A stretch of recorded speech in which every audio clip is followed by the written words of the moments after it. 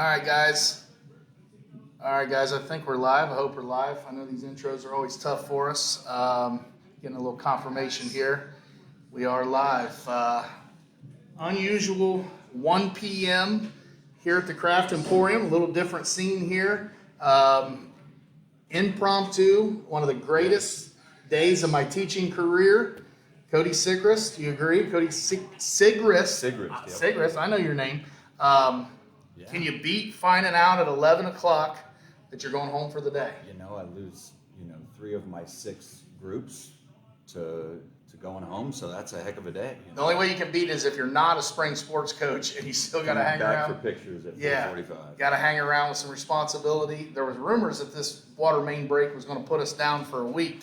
It went from it's going to be done for a week to it's going to be done for another 30 minutes, and if they hadn't sent us home, we'd still be sitting at the high school. Yes. So we are here. We got a smaller crowd. We won't have the noise in the background of the 8 o'clock crowd.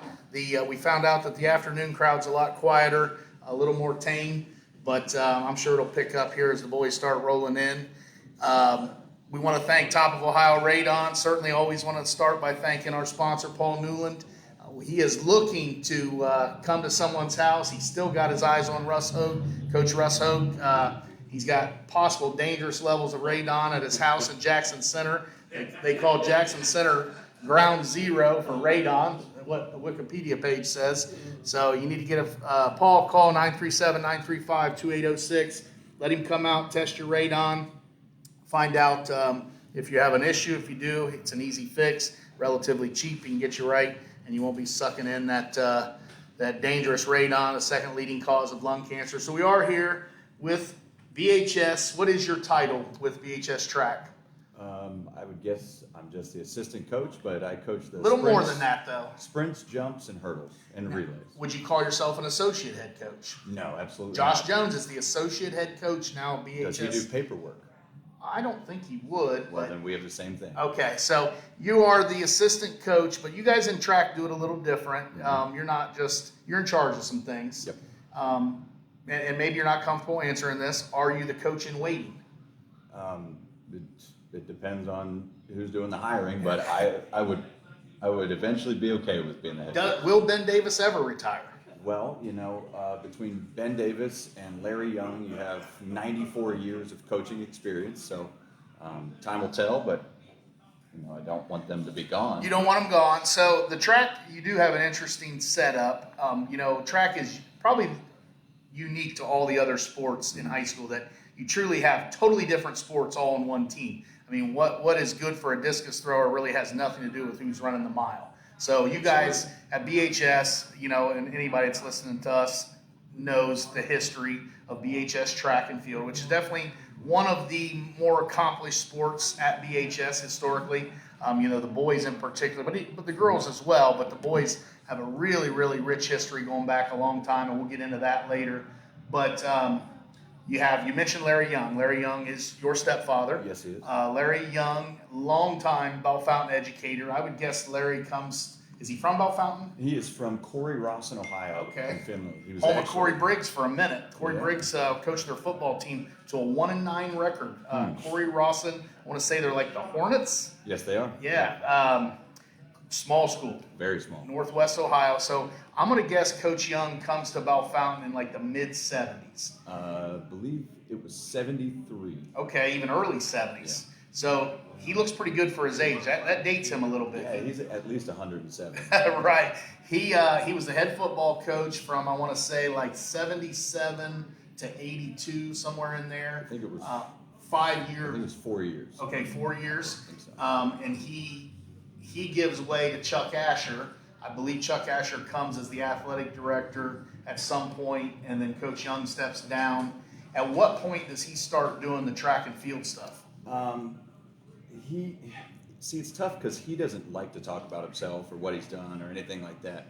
But I think it was right around 76. Oh, wow. So he's doing that the whole time. Yeah, he and Dick Horn, they both were a part of the track program for a long time. They started the girls team in the late 70s, early 80s, maybe. Certainly by 1980, we'll get into that. BHS first girl placer at the state meet is 1980 Mary Brown. So I would guess in the 70s, and you mentioned Dick Horn. Dick's a friend of mine, a neighbor.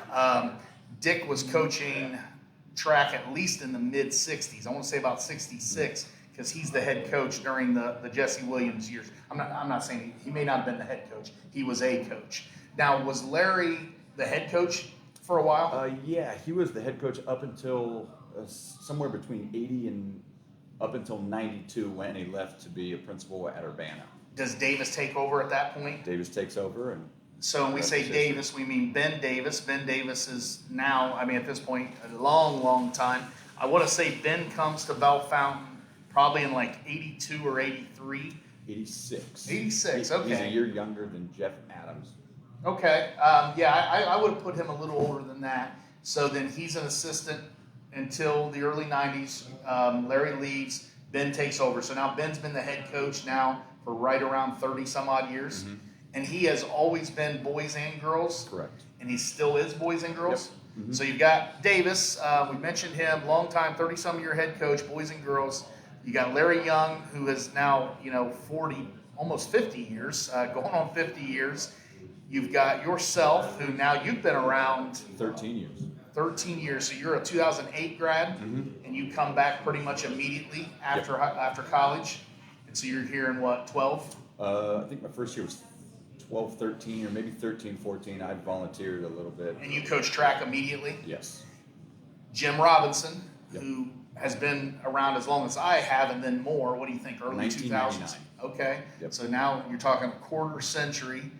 And who else am I missing? Who else on the staff? We've got Zoe Price. Okay, new addition. And Stacy Wilson, who's a 96 grad at BHS. Stacy Wilson, Stacy Palmer Wilson. Stacy Palmer. So, and I asked that because I've got a list of some of the state placers. Mm-hmm. Former BHS track athlete, state placer herself on a relay team. I thought that was her. Zoe, you mentioned her. Zoe is a 4-time state qualifier for the Chiefs. Mm-hmm. Teaches at the elementary, teaches kindergarten, and is a state placer herself. Four-time qualifier. 4-time qualifier, maybe 1 or 2-time placer. I think she might have placed as a relay and on her own. Her junior year, she was the only person. I hope she's not hearing this, but I hope she is. She's at work. Tuning in. She's at school, the elementary and the intermediate. But she always listens afterwards. She saves it and she listens to every podcast. Her junior year, she qualified to finals but placed 9th, so she was the only one left off the podium. She mentioned that the other night. I asked her that, and she was a little unsure of what constituted a placement. Mm-hmm. She mentioned that. So we'll get into some of those historical. That's, a lot of experience, and it takes a lot of people in track. Yeah. So big news recently. I want to go a week ago? A week ago. A week ago this weekend. You guys have a big tournament. I don't know that much about indoor track, so I'm genuinely interested, not just saying it for the sake of a podcast. Talk to me about indoor track and like the governing body, the setup. So it's not governed and run by the OHSAA, but everything about it is OHSAA. OHSAA. Who's the organization? The OATCCC, the Ohio Association of Track and Cross Country Coaches. Okay, your coaches association. Yeah. I got you. And they put on this meet. It's not a true OHSAA sport, but yet every member school in good standing. There's a couple schools. I think from the Dayton area that are not in good standing and are not allowed to be a part of it. Oh. I think those are D1 schools, so if anybody's hearing that, it's not D2. Recruiting guys, I would guess. Yeah, absolutely. Now, what's the season look like? I've always been aware it's happening, but it's kind of one of those things that happens in the shadows. Yeah. We practice just like a normal sport, 5 days a week, 4 days a week, 3 days a week, depending on your events. But we go to small colleges, Ohio State. I think only one high school in Ohio has an indoor track facility, and that's Logan High School down there in the Hocking area. But everywhere else we're going to D3, D2, and D1 schools, colleges-wise. A lot of us are familiar with Logan because when we played at Columbus South in 2021, the COVID year, one of the strangest, surreal moments in Chieftain football history. We go to Columbus South, and really just get absolutely bullied by Columbus South. And to make matters worse, when we're all loading up the MDX to go home, I always carried the equipment. We were being heckled by some of their fans that didn't even bother paying to get into the stadium. They stood out on the street and watched the game and hollered, "Go back to Logan," repeatedly. Told us to go back to Logan. They were a little confused of where we came from, and honestly, this day they don't care because all they remember is just beating the hell out of us and sending us home. Mm-hmm. So the season goes for what, December, January, February? We usually start following basketball tryouts. Yeah. Pick up a couple people. Yeah, and we run up through usually the first week that starts outdoor track. So the indoor season runs through outdoor season, and it's the last weekend. We're up in Spire, up in the Cleveland area. It's like an academy. Isn't it? It's like Olympic and Paralympic and a 9-lane track. It's the nicest track we'll ever see. It's the nicest track in Ohio, regardless of. Is there qualifications for the state meet, or you just register? Yes, you have to be the top 16 marks or distance in Division II to qualify. So that can happen the first week, it can happen the last week. Okay. As long as you are in the top 16 best performances, you are in. So it allows for kids that maybe are busy for various reasons. They can get their qualification, and then they can wait until the end if they wanted to. There are probably a dozen kids that qualified to the indoor state meet that were done with basketball, showed up to the last meet, and qualified. So you can be in another sport in theory. Can you do it during basketball? Like if your coach let you? Yeah. You could be a wrestler, and Absolutely. if I'd had a wrestler come to me and say, "Hey, I love track. You mind if I go to some meets?" Yeah. Sure, you can go get your time in. Yeah. Do you see, or is there a push in the track world to make it a sponsored OHSAA sport? I don't think it ever will be, because there's no way that you can host or have home meets or away meets. You are at the mercy of Ohio Northern or Wittenberg, and so. My advice to the track people, not that they care or are listening, is careful what you wish for if they ever push for that, because the football people would immediately say, "And we'd like to start a state 7-on-7 process in the spring," and then the baseball coaches would lose their mind. Right. So, there's always a challenge with sports, and I've always been of the mindset of, I really do believe that everybody should do what they want. Like, it should be a free-for-all. I know it sounds horrible when you say like that, but I think kids should do what they want. If they focus on track, they should do as much track as they want. Now, what I would always ask, and this is where it's trouble, is that the adult in the room let the kids do what's best for them. We'll just say, "Hey, look, we're here for the right reasons. If you want to, when I coached wrestling, now it was easier for me because our sport wasn't as accomplished. So that almost does make it easier. The pressure's less. Nobody really cares. They weren't going to put my name in the paper and say, fire Reed if we lose a wrestling match." Right. So I think it makes you a little less crazy. But I had kids like Travis Francis, who was a really good baseball player. As baseball, I could see it in his eyes when baseball would start hitting mitts down there and basketball was done. I could see his brain saying it's time to go play baseball. So instead of fighting it, I just say, "Hey, dude, you go to baseball after wrestling. Just get your practice in and go to your stuff." Because it's not in the kids' best interest to try to control what they're doing. Yeah. But where we run into with football, and this is where I get kind of sensitive, is there's a little bit of the big bad wolf with football. People sometimes want to have two sets of rules. Like, well, let's not let football do this, but everyone else is doing whatever they want, wrestling included. When you're the wrestling coach, your kids can do whatever they want, no one cares. But when football does it, they say, "Oh, geez, they're taking our kids." Well, they're not our kids; they're just kids. Right. But so talk about, because I don't actually know, who all goes to that. Is it a girls' title? It is the Division II Girls State Champions. And tell me about who competed, who won what. We had Kelsey Snap, who threw the shot put. She came in, I believe, ranked as the 9th best or 8th best. Sorry, J-Rob, you're probably hearing this, so excuse me. But on her last throw, she placed 5th. We had Kylie Adams, who was in the long jump, the triple jump, and the 60 hurdles. Triple jump, they don't do that in the outdoor, do they? Correct. They do not triple jump, and they don't run. They don't have the weight throw. Okay. Outdoors, but it's similar races. but not everything lines up. Like the fastest person indoors runs the 60. Fastest outdoor runs a 100. I gotcha. Yeah. So we had Kylie place fourth in the triple jump. She placed eighth in the long jump. She is a 4-time state placer indoors in the long jump. And she was in the 60 hurdles and was just outside the finals. Callie Shoemaker placed third in the hurdles. And then we had Ava Reeves in the long jump, who was second. She was second in the long jump by an inch and a half. And she was the state champ in the 60 dash. So she's the fastest girl in the state of Ohio. How much correlation between the indoor and the outdoor do you think you see? If you take a list of the state placers indoor, list in the outdoor, how much crossover? Well, there's a lot of people who think that, well, the best athletes aren't doing indoor track. And I would not agree with that, because if you look at the people who placed outdoors in long jump last year and who placed in the 100 outdoor last year, all of them ran this indoor season. A lot of the same names. Exactly. So this is a good precursor to things to come. Yes. So what grade I know you gave me 4 names. What grade are we talking about? Callie is a junior, Kelsey's a junior, Ava and Kylie are both seniors. Okay, so veteran group. These girls have all been highly successful, and a few of them in multiple sports. So that's kind of springs us into the spring. You feel like you must have a pretty promising group of girls. Absolutely.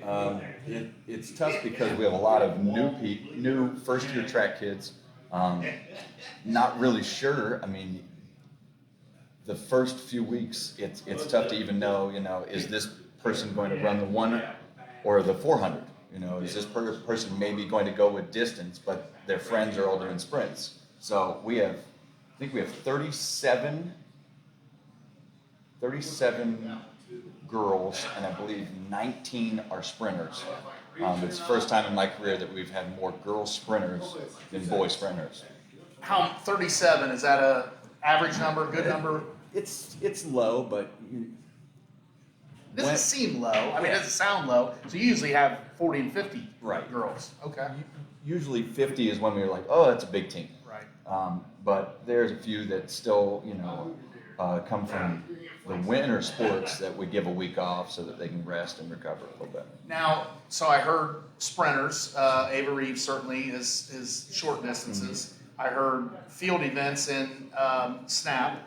I heard jumping. Yep. Someone was jumping in there. Ava and Kylie are both long Got jumpers. a couple field events there. Yep. And then, who am I missing? Shoemaker. Yep, and she's a hurdler, and she high jumped 5 foot. She qualified for the state meet, but didn't compete in high jump. So I'm hearing a mix of things, which that's got to be a huge advantage. Absolutely. And then we have Grace Brown, who is a distance girl that chose not to compete for indoors, but trained all year. And has been really accomplished in her running stuff throughout her. And she's a sophomore, junior? Sophomore. So you added in Grace Brown. Who else should we be looking for that you haven't mentioned in the indoor stuff? Let's see. We have Shauna Burnell, who is coming back to us as a sprinter. Deja Parks is going to sprint. We've got Riley Reams, who's a high jumper. She's a 5 foot high jumper. We have new senior in Taylor Banta. She's going to try pole vault and high jump and some sprints. Can you pick up pole vault as a senior? Does she have any history with it? She did do it in 7th and 8th grade. Okay, so there's a little bit of base. And athletes do athlete things, and that must be why I wasn't an athlete, because I tried to pole vault in the 7th grade, and it was one of the most intimidating physical things I've ever done in my life. It made no sense to me. They didn't ask me because I looked too much like the pole. So yeah, that was God's way of telling me I wasn't an athlete, I think. So is there certainly there's strengths throughout. We haven't talked too much about long distance. How do you feel about those events? Well, see, I don't. Like you were saying, there's almost 3 programs in that I see them and I know who they are. But we've got Kaylin Newman, Brianne Seacrest. We've got Hannah Wilson, all ran cross country. And Hannah is Coach Wilson's daughter? Yes. Cece Ryer. A lot of these girls I'm not, familiar with, but, we've got some juniors and seniors there that, did really well during cross country season. CBC meet, obviously, I feel like that's a big thing in track Absolutely. and in all sports. Where do you guys slot in the league? Girls wise, I would be upset if we didn't win. Did we win it last year? We did win last year, and then 2 years ago at home, there was a botched call by a local referee who disqualified JA and then undisqualified them, which allowed them to win by a point. Did you get a lot of controversy with officiating in track? Oh, absolutely. Really? And I don't want to be the victim, but it feels like it happens always to us. I felt that way my entire life with athletics. The officials have always been out to get me. Yeah, it's the red. It's like Yeah, and a lot of them suck. Yeah. It's tough. So, what about, can we, are we sitting here, and I know you're going to be careful how you say it, but like, can we start out with districts, right, in track? absolutely. Yep. Can we win the districts? Is that a realistic goal? Yes. We've done it. Yep. Chiefs have done it quite a few times. We've won it in 18, we won it in 19, and we won it in 22 and in 23, I believe. How many divisions in track now? There's 3 this year, but then they'll expand to 4 the following year. Okay, so still at 3, not going to 7 like basketball and baseball. I wouldn't mind that. Though. Yeah, then you go from district to regional. Have we ever won a regional title in girls track? We've won 2. We won in 2019 and in 2023, I believe. Is this the kind of team that could win a regional? We were second last year. So that's the goal. Yes. Yep. Absolutely. All right, then the state tournament at Ohio State, Jesse Owens, right? I believe it's back at Jesse Owens. I feel like at it is. Dayton last year. Oh, I'm sorry. They were Is doing that- some remodel. Yeah, I got They were you. doing some stuff, so hopefully we're back there Is it a realistic goal to to win the state title? win the state title. You don't want to jinx it, but you always think that at the start of the year you have a shot. But there's years you don't have a shot in all sports. Yeah. This is a year where you say, hey, we We're gonna have a got bus we to got go a to puncher's state. chance. You can put a bunch of people. Yeah, you said a bus. I like that. We talked about it in wrestling. If we get to the districts, if we have enough kids to get to the districts, we'd have to take a bus instead of jump in the back of my Right. Honda. We Exactly. could take you over to the meet. So certainly high expectations for the ladies. All of you coaches, you don't delineate guys and girls. You basically coach an event. Yes. So I coach all the boys and girls sprinters. Yeah, that makes sense. And obviously, you got, I think we've said it, but you guys have a good staff. You have people that have their niche, and like you said, almost like teams within a team. And I think that's certainly beneficial to your sport because then you can build, because that's a lot of kids to build relationships with. So instead of having, trying to figure out how to build a relationship with 50 kids, one coach has to build a relationship with 13 kids. Right. So let's flip over to the boys, and if you think of a girl that you haven't mentioned, you can always jump back. How was the winter season for the boys? Was there much participation? We had, I believe, 9 sprint boys. Not all of them got to the outdoor season, but we had Caden Folk, Caden Snap, we had Caleb Sigrist, who's a freshman, Maddox Marlin, Jacob Henry for indoor. Any of those qualify for the state tournament? They did not. Aiden Clary was the closest, and he was in the top 30.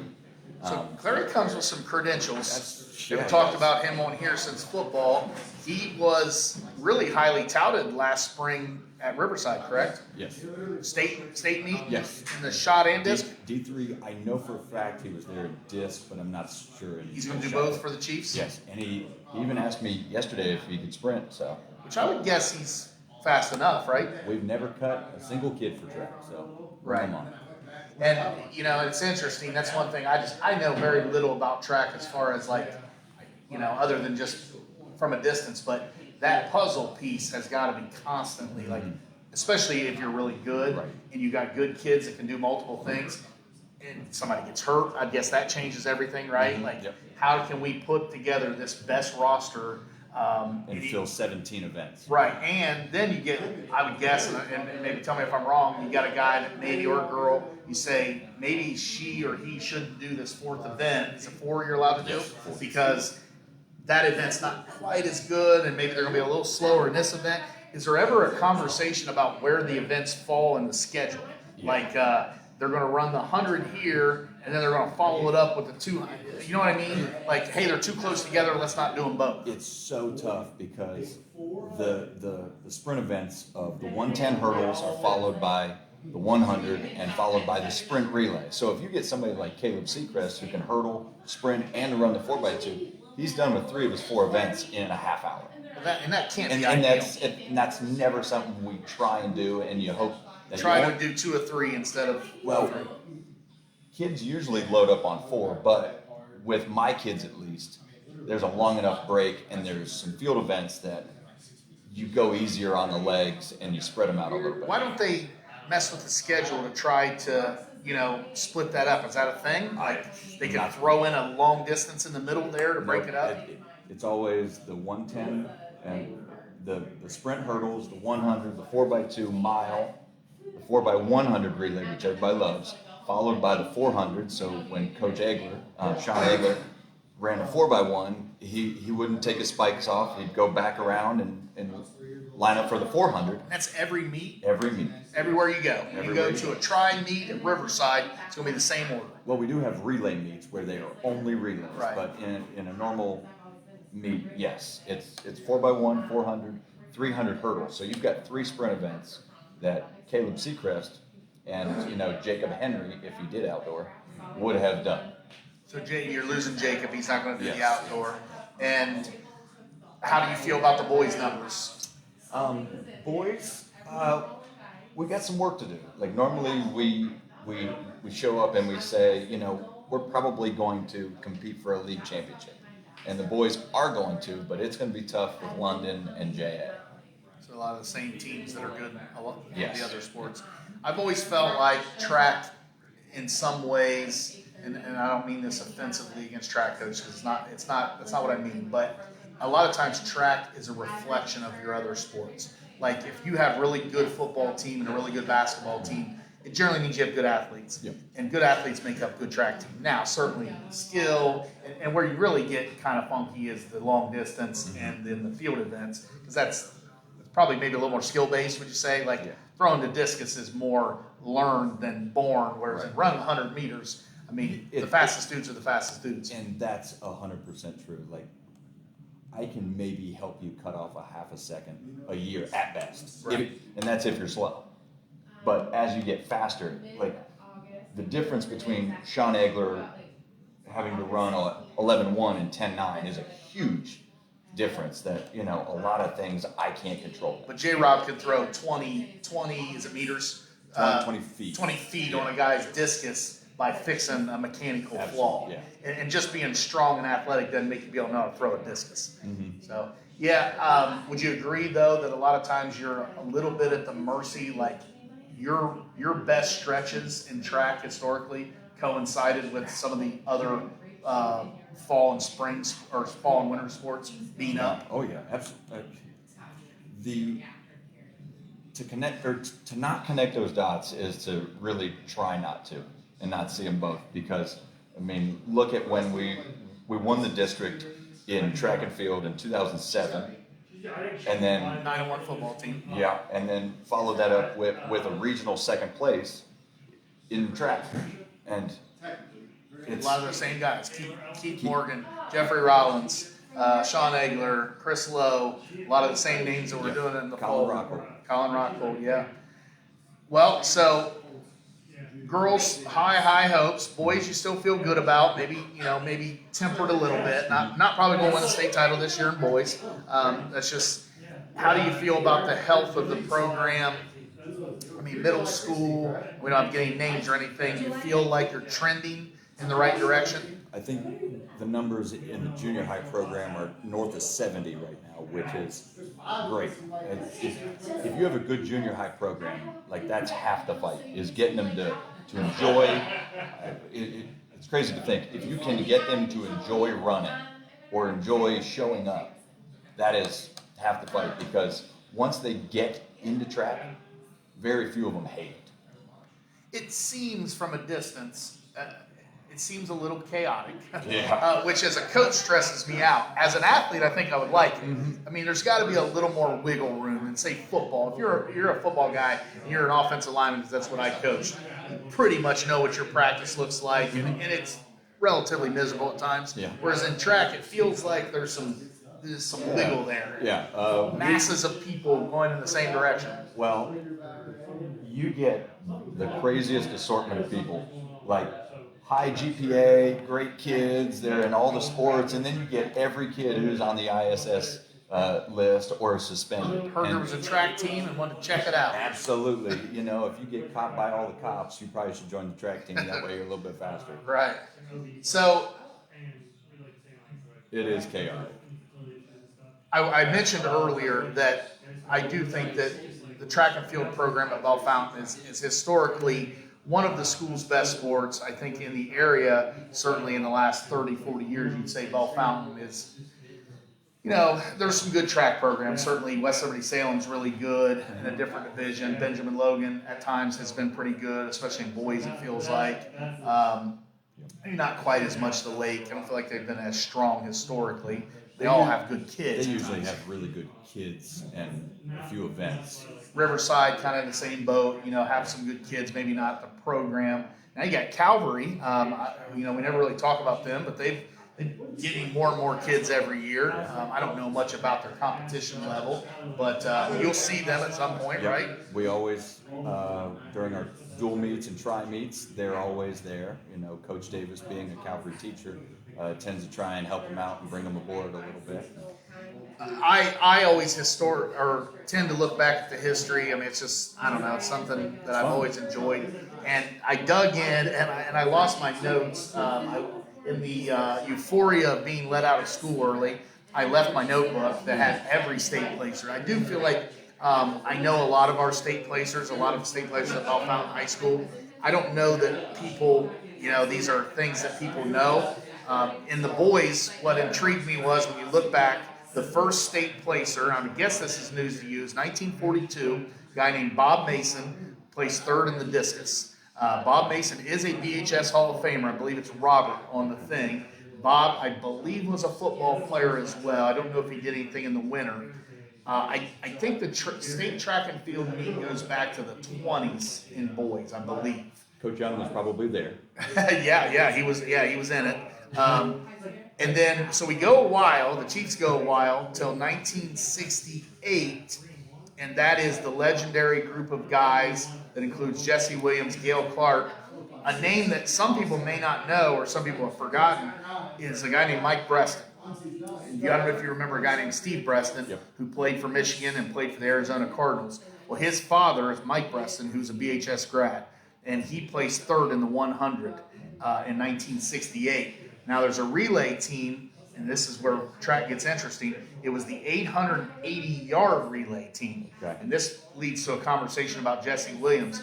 Jesse will forever be the record holder. And I know I'm going to say this wrong, and Jim Clement or someone's going to text me.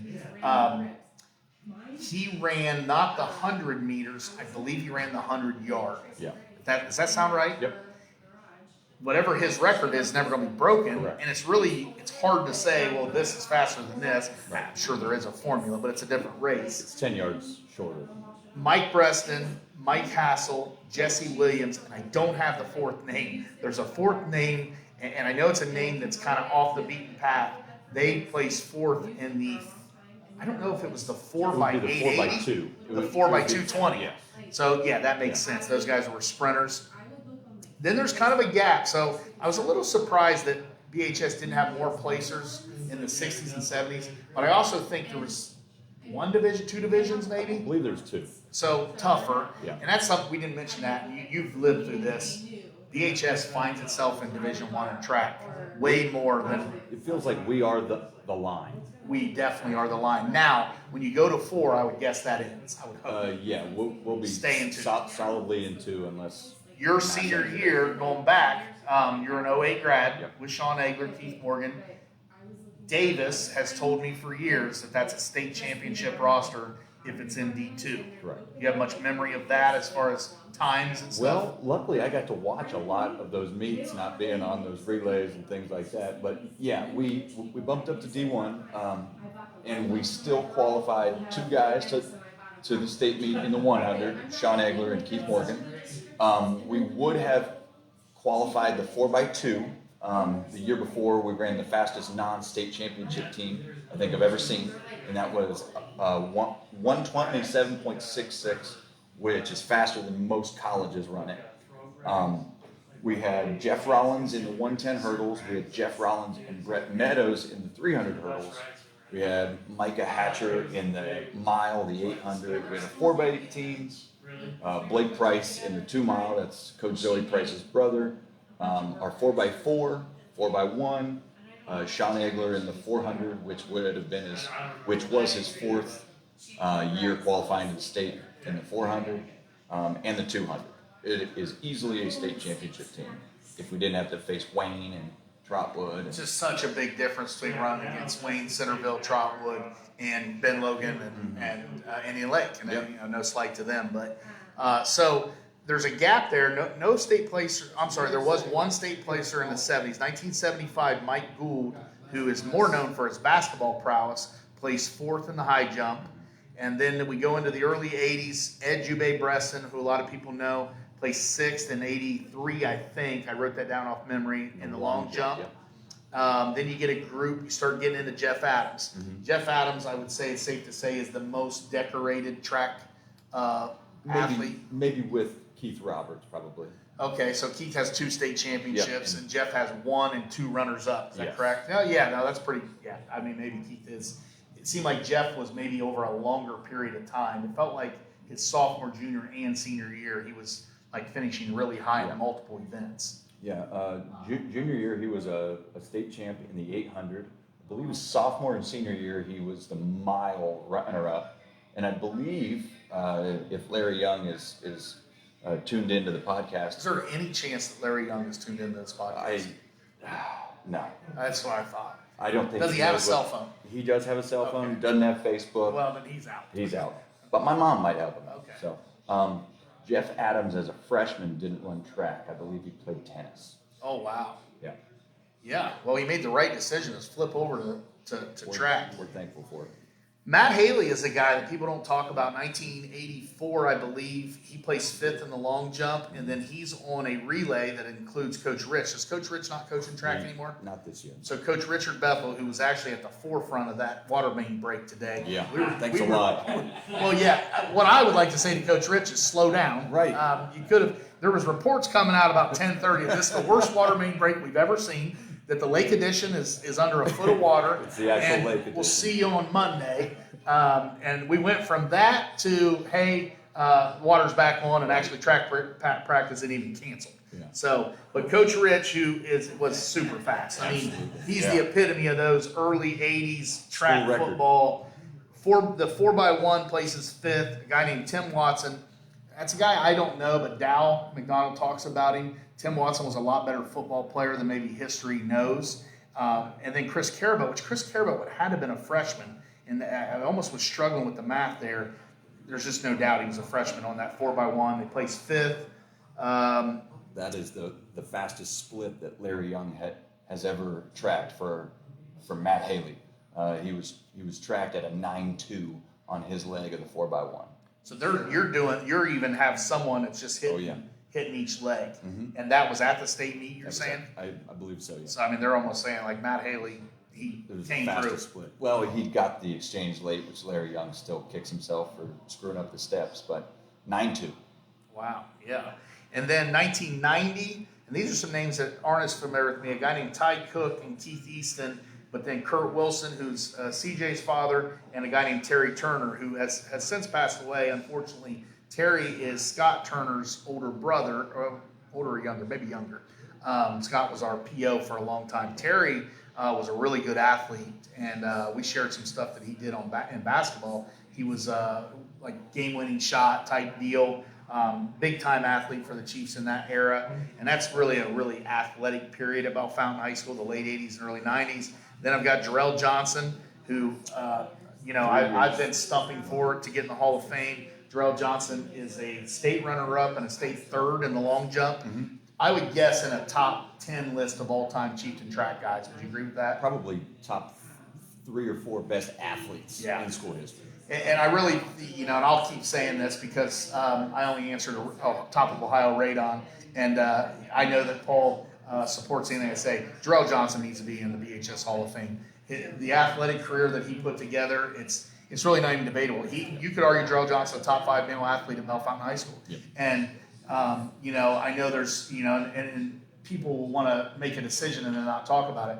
It's a morality thing. I think that's a really slippery slope when people start judging morality, because if we put a hot light on everybody, there's 100 names up on that board. We could put a hot light on everybody's life and find things we might find. They find some things on me. They're putting me up for the Hall of Fame, but I think you need to be careful. I think Darrell did what he did in high school, and he should be in the Hall of Fame. And I'll continue to nominate him and probably not be successful. But I know recently, because I didn't bring my paperwork, so into the 2000s. Can you think off the top of your head state placers and boys track? State placers, boys track 2007. Sean Egler, I believe he was 5th or 6th. Egler would kill me if he knew that I didn't have him written down. Well, he'll tell you. Oh, yeah. Well, he might even have the medal in his room there at the school.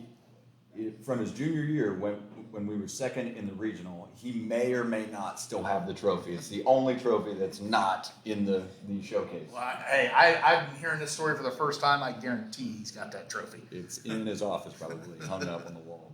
Tamika Brown was 2nd in the high jump. Ladies, yeah, yes. And that's 07. 07, she jumped 5'8". She borrowed my spikes and said they were a little tight. She had to borrow your spikes at the state track meet? I was technically the alternate. If I was in... Where's her spikes? I don't know. She forgot about it. Oh, wow. I wish I knew. Yeah. So, coming from high jump, she went, borrowed my spikes, used them in the hurdles. I believe she was 5th or 6th in the hurdles right after she was 2nd in the high jump. Aaron Dunn, did he place? Aaron Dunn... Shoot, that was in the last years while I was in school. I believe he was 3rd or 4th his junior year. Ran at Notre Dame? Yes. Senior year, he was disqualified. He should have probably won. I believe his school record is a 37.9, which is, if you look at the distance and the obstacles he had to cover, that time doesn't even make sense to be able to do that. He was a guy we used to look at for football and say, there was never any rumblings that he would, but I don't think there's a ton of kids over the years where you say, holy, he definitely had enough speed that, and I know he'd never done it, but I'd guess he could run a vertical route, outrun people. Jeff Rollins didn't play football until senior year. And he caught the opening touchdown pass versus Indian Lake at home. And Brandon Winter actually took the first snap of the game for Keith Morgan and threw a vertical shot to Jeffrey Rollins for a touchdown. There you go, Kelly. Chiefs only end up winning, I believe, 14-0. I was on that staff. If we don't start the game 7-0, we might have been in trouble. Last year you had quite a few boys. None of those guys placed at the state meet last year. You had Hayden Mans in the throws. He did make the state tournament though, right? He might have been 8th or 9th. So they don't place top 8? He might have placed 8th. I think he was 8th. Okay. Nate Orndorff, in those last years for me, I believe he was 3rd behind Sam Prakel of Versailles, who was a national champion in Oregon. Oregon's a good track, right? Very good track. If you look at college track, Oregon's the top of the program. So where that dude's from, the long distance guy, Prefontaine? Oh yeah, Steve Prefontaine. Yeah. Is he from Oregon? Yeah. Beaverton, Oregon. Yeah, I don't know how I knew that. So girls wise, we can go back in time. Mary Brown, I already mentioned, 1980. She finished 3rd in the high jump. Then there's a gap until 1989. We had 2 ladies, Donna Middlebrook and Jay Meadows. You mentioned Brett Meadows. I would just wonder if that is like an aunt of his. She finished 6th in the shot put. Then 1995, Katie Saul, Summer Spain, Summer Kristen, and Stacy Palmer, who's now Stacy Wilson, who's one of our coaches. The 4x800 finished 4th. Now I don't have the the written down. Certainly, I knew about Tamika Brown. You mentioned her. She was state runner-up in '07. We mentioned Zoe Price, who was a state placer. I think maybe twice. I think that relay team places like sixth. Brenda Johnson is a name that we haven't mentioned. Brenda certainly placed, I want to say, fifth or sixth in the shot. Yes. Probably like 2013, 2014. I think her junior and senior year she placed, so that I think that was 14 to 15. Last year we had a handful of girls place. Yeah. Ava Reeves places last year, correct? Ava Reeves is in the long jump. She chose not to run the 200. She ran the 100, but I think she was just outside the finals. Our 4x1 team set a new school record with Kylie Adams, who was third in 300 hurdles. And that is Jeff's daughter? Yes, it is. So, yeah, she gets it honest. Yeah. Now, has he not been involved with our track program? Not As a coach or anything? No. Okay. Callie Shoemaker was a part of a 4x1 relay. Kelsey Snap, I believe she was third in discus or shot. I feel like the girls have had maybe another couple placers in throws. I feel like I can picture a couple And West. West, In yep. the discus. Caitlin Shoemaker, who is Callie's older sister, was fourth in 2019 as a junior. She ran the fastest time in the state, going into the state meet. Senior year is that whole COVID thing. Yeah. Ruined probably the best track team that we would have had. Just the amount of numbers, it's tough to remember. How dialed in are you? You think the kids are to like the records and stuff, like in the individual Certain events? kids are dialed in, like the Obviously ones they're who, close. yeah, there's a few that have at least one, possibly two records, and every single time they have such high standards that if they don't set a new school record or a personal best, they feel like it's a failure. You're saying current people, we have a couple records right now? Yes, Who are Ava those? Reeves is the school record holder in the 100. Do you know whose record she broke? She broke Lauren Carter's Okay. from 2019. Another multiple time state qualifier. Yep. We have Kylie Adams, who is the long jump record, a part of the 4x1, and the 100 hurdles record. Those are all record holders right now. Yes. Oh, that's a lot. Kelsey Snap is knocking on the door for discus. Who's the current holder? You know? Ann West, I believe, is the current record holder. The boys' marks are pretty competitive. Yeah, the I would boys guess are- that if anyone was close, we'd have already talked about it by now. Yeah, the boys are faster than most small colleges. Like our 400 is a 47, which some years that's good enough to be our 4x100. Is that Aaron Dunn? The 400 is Sean Egler. Okay, yeah, Aaron Dunn's more 800. He ran the 300 hurdles, and that's the only one he has. Yeah. So Eggs is the 400 record holder. Eggs will tell you he is a part of 5 school records. I don't know that Eggs is rooting for anybody to break those records. No, he'll tell you to your face he's cheering for him. I'll help you out, get there, but no, he doesn't want to see those go. Yeah, well, yeah, those are, and I've got a picture at home of all those record boards, and I definitely want to look at, I kind of committed for the spring. I'm going to stop doing this day in. The only reason I'm going to stop is it's really a pain in my butt to try to find dates, and it's kind of, so I thought, instead I'm just going to find, 50 different people / events, and then just check them off my list. And records seem like a good place to start. Like, all right, let's take a look today at the 100 record order. What I really want to do, if I did this for a living, which isn't going to happen, but if I did, I would like to compare records in the county. That might actually be what I do next. So if I can get the Ben Logan records, the West Lid, the Indian Lake, the Riverside, the Ridgemont, and make a top 5 list, that would seem pretty interesting to me. That would. Now, a school like Bell Fountain, and I'm not, obviously I'm biased, but would we at Bell Fountain hold like the top 500 times ever? Maybe, I don't know. I couldn't tell you that, but I would tell you that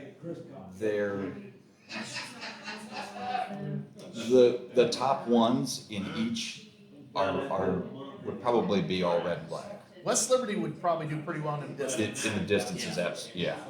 I don't know theirs. The first thing we do when we go to a meet is we find their board and we compare. But we in the mid to late '90s, our distance was really good. Right. We had a third place 4x8 team that ran 7:54, which is, that had football player Devin Libertus as a part of a distance race. He was definitely on a state placer team. I don't think I wrote it down. Devin Libertus was part of a relay team that placed at the state meet. I want to say 94 or 95. I think it was 95. Well, that's definitely, if I can find the time, it might be a good summertime project. Unfortunately, it's after track's over. But that would be, and I think people would be interested in that. Like a look at the records. It's pretty common that all the schools have posted their track records. Probably not online, but if you look At the place. Yeah, West Liberty certainly has theirs out there. Bid Logan has theirs out there. Yeah. I don't know so much about ours are in Riverside. the school, but Ours are in the school, yeah. So, well, hey, I'm excited about track and baseball as well, but like I did get a little tired of basketball. I know it sounds horrible, but just you do end up talking about a lot of the same people after a while. I'm ready to talk about some new stuff on the site, and there's some names that are totally new, like Jeff Adams. I've never talked about him at all on the site. I have a nice article about him where the Springfield News-Sun just did a big half-page article on Jeff Adams. So I'm excited to share that. We're going to do the stats for. We've got sponsors for it. I believe Cheryl Popple, Paul's Catering, is sponsoring the girls track statistics, and then in the boys track, I want to say JC Sports, but I might be wrong on that one. We also got a new sponsor, Guardian Exterior, and we've got TDH Law, Josh Stolley, who's kind of sponsored about everything we've done. So we're excited to start sharing those. I told you that one thing I want to do different in swimming or bowling, for example, we did the high scores, and the challenge was a Brooklyn Kuntz might run a blistering race in the first meet, and then stayed that the whole time. It kind of got a little boring. I'm sure it wasn't boring for her, but I think what I'm going to do is the fastest times of the week.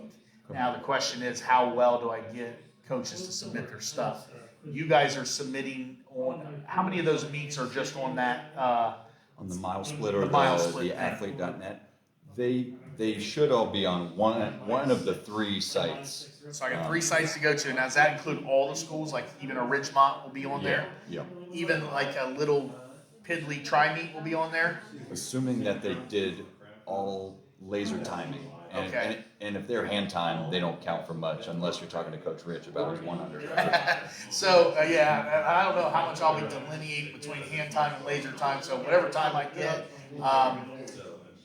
is that happening in real time? Like track wrestling, basically as the meet's going on, you can watch it. Or is that a later thing? Larger meets will have like a timing system that comes in and everything's done live. But so if I'm sitting at home on a Saturday night and your meet's over on a Saturday, I'll already know the times. Yes. I won't have to wait until, because that's the worst part about stats is just trying to get people to put them in. And good luck getting Coach Davis to send you those. Are they secrets? No. He's probably got 1,000 papers things in that van, and Rudy's probably laying on the 3 vans. He's not sure what one works. Well, we got to get Davis on. I'll never forget the photo of, you've been on our podcast before. It was you, Coach Egler, Coach Davis, and Rudy, I believe. Yeah. And there's a photo of you 3 that I think could fit on like awkward family photo time. Yeah. Oh, that's funny. All right, man. Well, I appreciate it. And it's Thanks kind for of having me. weird to do a podcast at 1:00. But just think, you could have been, it's 1:49. You'd have been getting ready for 9th period. You have a 9th period class? I do. And instead of 9th period, physical science? Yeah. Instead of teaching freshmen about the beauties of the physical Waves world? and light. That sounds interesting. I know. Instead, Have you been nominated for Teacher of the Year? During COVID, so that's the asterisk with it. Oh man, COVID ruined everything, didn't it? No, I won. I won you during won. COVID. Yeah, Nobody knows. because of COVID. Yeah, they were talking about COVID. And they even talked about you. Yeah, shaved my head and everything. It was a real bad picture. So What were you the Teacher of the Year of? Like the county? like the Quest Financial. Okay, wow, yeah. Well, I've been at it for 20 years, and they've never brought my name up. And you know, I don't think they're going to. I know Coach Hogue has been nominated every year, but he's like Susan Lucci. He doesn't know who that is. That she's forever. They just she's like forever him the because he's not runner-up. really teaching. So, all right, man. Well, good luck with team photos today, and look forward to covering track all year. Want to always thank the Craft Emporium. I'm starting to fill in a little bit. He's here all day till 8 o'clock, and always thank Top of Ohio Radon Paul Newland.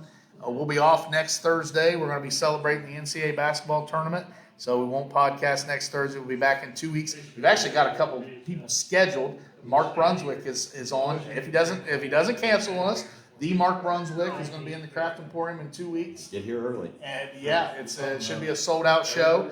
And the week after that, Jake Vitt, longtime West Liberty Salem athletic director, is going to talk about the beauty of being the guy in charge that everybody complains about.